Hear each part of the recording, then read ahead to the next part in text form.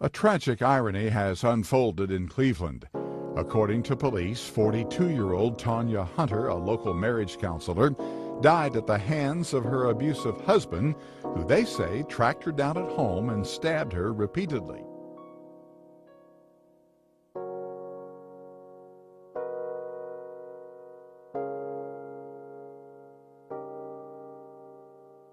The security camera at the Square Deal corner store recorded a car approaching the intersection of East 28th and Cedar at about 10:13 p.m. Sunday.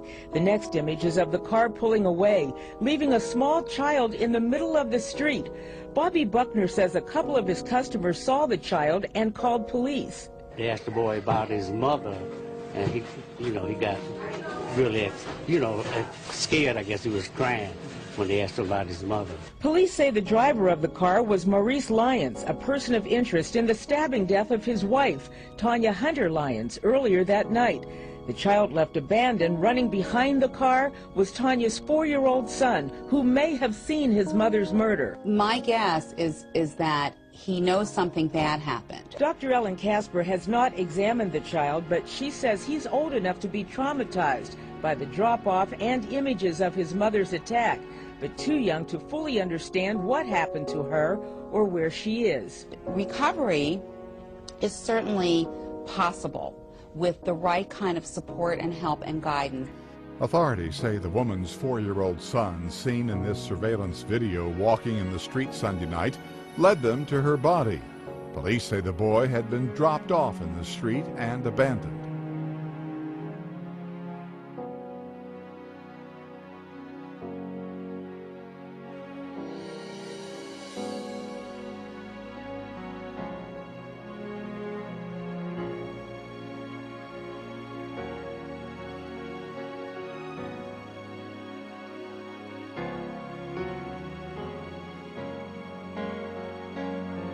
Abandoned.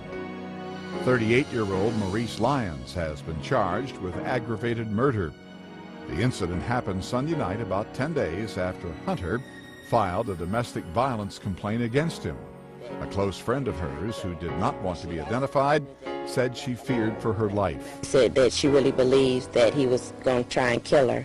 And she had also told me that he had left a lot of threatening messages on her phone at her business. One day after the murder, one of her relatives said she was about to file for divorce. But she said, Uncle, I'm leaving him. I'm going to divorce him. I'm going down Monday and divorce him. Police have arrested and charged Maurice Lyons, Tanya's husband, with aggravated murder in the case. He served time in jail for domestic violence earlier this year, and just last month the judge issued another warrant for his arrest. Tonight, 3 nights after her death, Tanya's family and friends have more salt added to their wounds. The city of Cleveland came and served the warrants for her ex-husband's arrest that should have been served 3 or 4 weeks ago. And it hurt me, and it made me even more convinced that our judicial system is flawed. Tonight they mourn Tanya Hunter Lyons and sadly far too many others who walked in her shoes.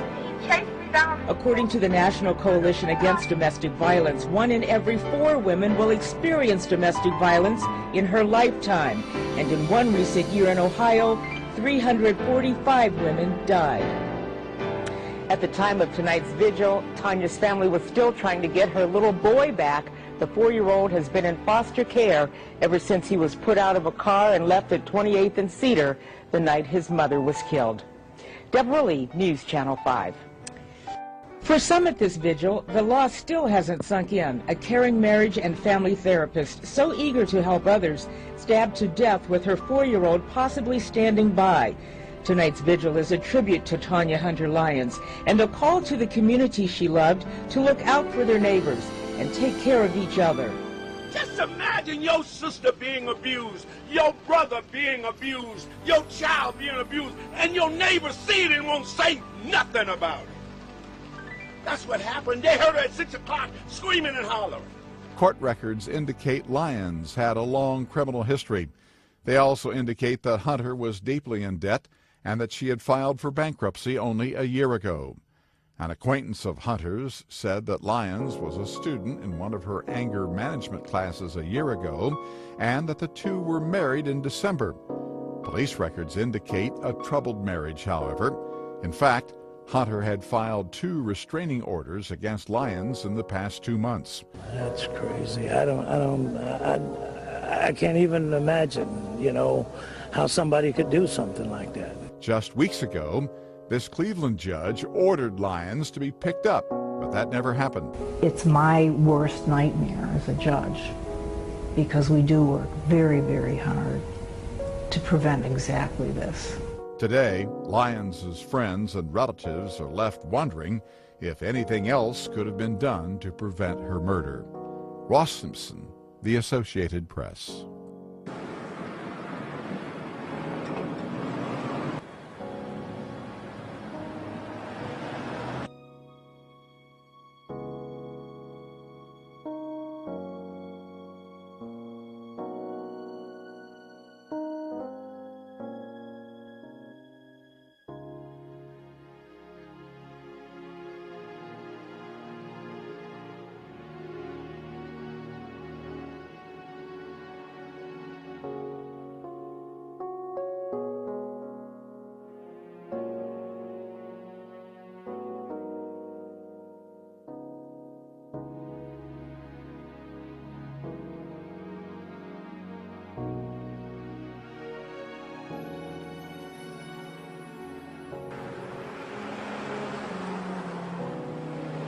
Today, her husband admitted he did it.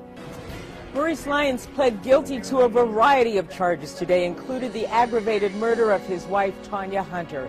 A 3-judge panel then heard some of the evidence against Lyons from prosecutors, and they accepted his plea. We, the 3-judge panel, having found the defendant guilty of aggravated murder. Maurice Lyons stared directly at the judges as they announced their guilty verdicts: aggravated murder, kidnapping, aggravated robbery, rape, domestic violence, and endangering children. Prosecutors believe that after he killed his wife, Tanya Hunter, it was Lyons seen in this surveillance video abandoning her 4-year-old son at East 28th and Cedar. Today's court proceedings were more than mother.